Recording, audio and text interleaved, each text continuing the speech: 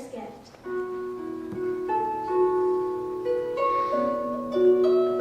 There was once a quiltmaker who kept a house in the blue misty mountains up high.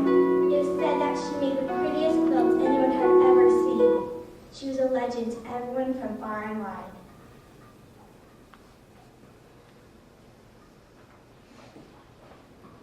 Have you heard of the marvelous quiltmaker up in the mountains? She makes the most beautiful quilts. She must have magic in her fingers. If you ask me, I'd say her needles and cloths must be bewitched.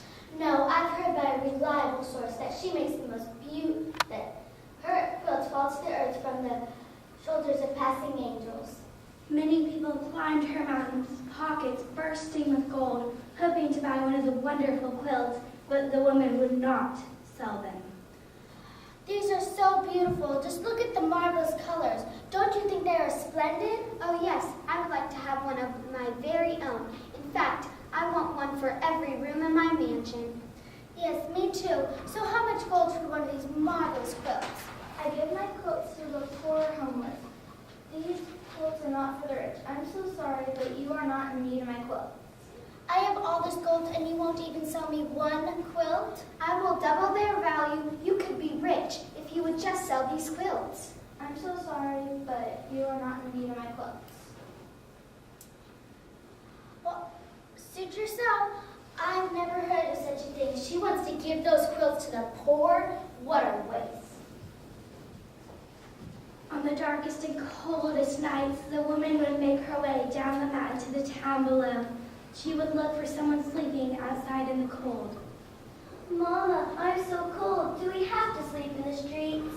I have tried to find us one place to have out money. No one will give us a shelter. We must take the best of it. That poor child and mother, they are so cold. They need my clothes. So as the mother and child slept, the quiltmaker wrapped the quilt around their shivering shoulders, tucked them in tight, and tiptoed away.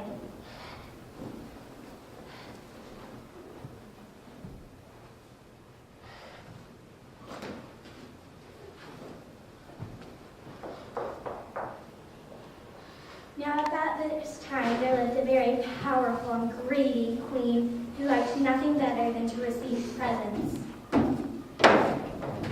Aha! I just love presents! Bring me more presents! I want presents!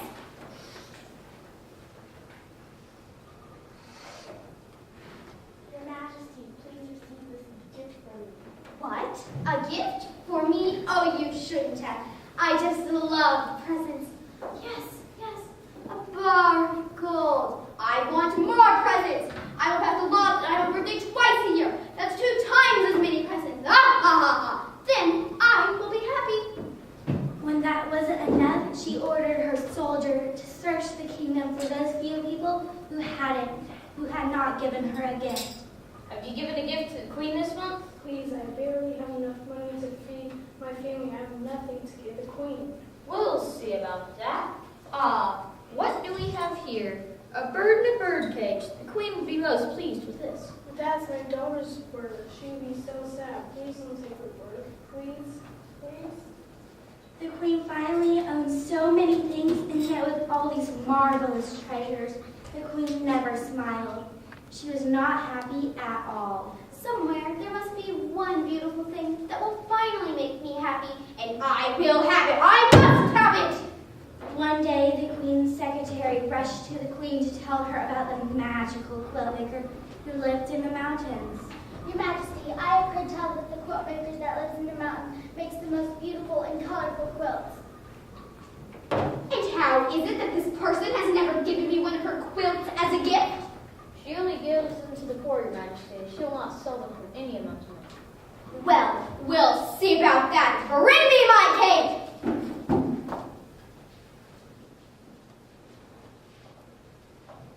And so the queen and her secretary set off in search of the quiltmaker.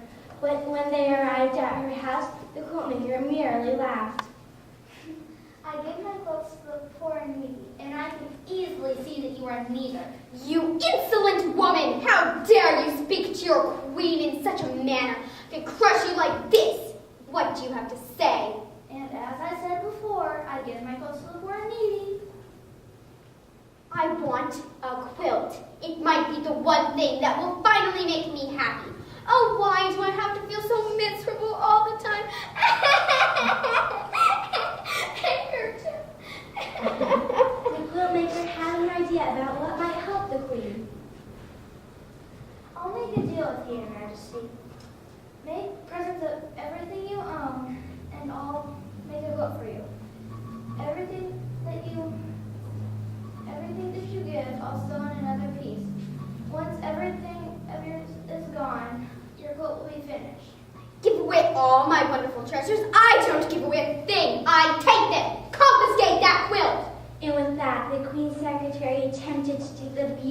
quilt from the Quiltmaker. She tossed the quilt out the window and a great gust of wind carried it away. The queen was now very angry. I want a quilt. As I said before, I give my quilts to the poor and needy. Very well then. Lock her up and throw away the key. Ah, ah, ah, ah. The sol-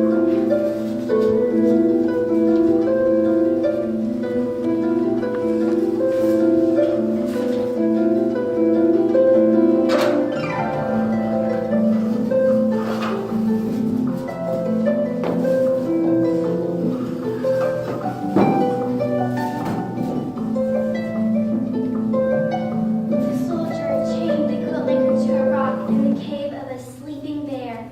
Once more the queen asked her for a quilt. Last chance. I want a quilt. As I said before, not until you give away all of your wealth.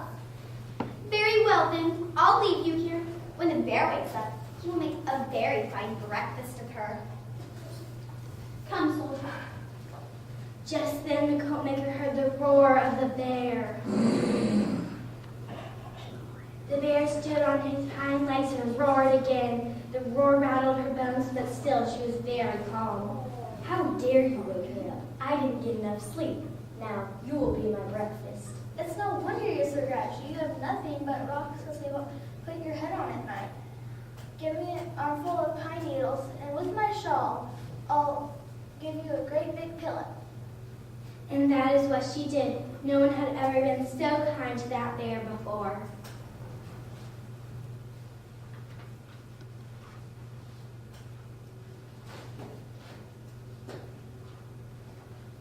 Ooh, this is so cozy. You are such a kind lady. I will help you too. So the bear broke the iron bracelet and asked her to spend the night. Please stay the night.